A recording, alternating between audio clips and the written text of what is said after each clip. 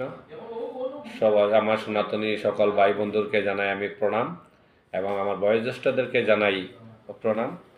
তো আজ আমি দুটি কথা বলার জন্য আমি মিডিয়াতে এসেছি, যে কথাগুলো না বললেই হয় না। আমাদের মৌলভীবাজার জেলার আওতাধীন বড়লেখা থানায় আমাদের সনাতনীদের বৃহৎ একটি ধর্মীয় স্থান আছে, মাধবকুণ্ড, যেটা মাধবকুণ্ড নামে যেটা আমাদের বাংলাদেশে সবাই জানি। এটি আমাদের সনাতনীদের একটি প্রাণের স্পন্দন। এই স্পন্দনের জায়গাটি বেশ কিছুদিন যাবৎ বা কয়েক বছর যাবৎ জরাকীর্ণভাবে এটা পরিচালনা করা হচ্ছে। তো আমরা চাচ্ছি সেই জরাকীর্ণ অবস্থা থেকে এই আমাদের তীর্থস্থানটিকে মুক্ত করতে।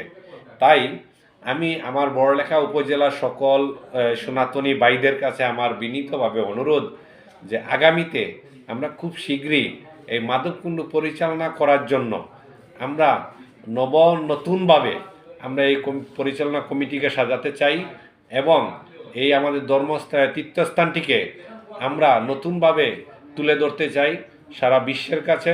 তাই সকল সনাতনীকে আমাদের এক হতে পাশে দাঁড়াতে হবে। তাই আমি আবারও আমার সনাতনী ভাইদের কাছে অনুরোধ, খুব শীঘ্রই আমরা এটা নিয়ে একটি বসার ব্যবস্থা করব। যখন আমরা করব, আমরা এই ফেসবুকের মাধ্যমে সবাইকে টাইম এবং জায়গা জানিয়ে দেওয়া হবে। তো আমি সকল সনাতনীদের কাছে বিনীতভাবে অনুরোধ থাকবে, যেদিন আমরা তারিখ এবং স্থান নির্ধারণ করব, ওই সময় আপনারা যথাযোগ্যভাবে একটু কষ্ট হলেও এখানে আসবেন, কারণ আমাদের এই তীর্থস্থানটিকে এভাবে অবহেলা হারিয়ে যেতে দেওয়া যায় না। তাই আমি আর কথা বেশি বলবো না। সবাইকে আমার প্রণাম এবং জয় শ্রীকৃষ্ণ। সবাই সুস্থ থাকবেন, ভালো থাকবেন এবং সবাই আমার ডাকে সাড়া দিবেন, এটাই কামনা করি। জয় শ্রীকৃষ্ণ।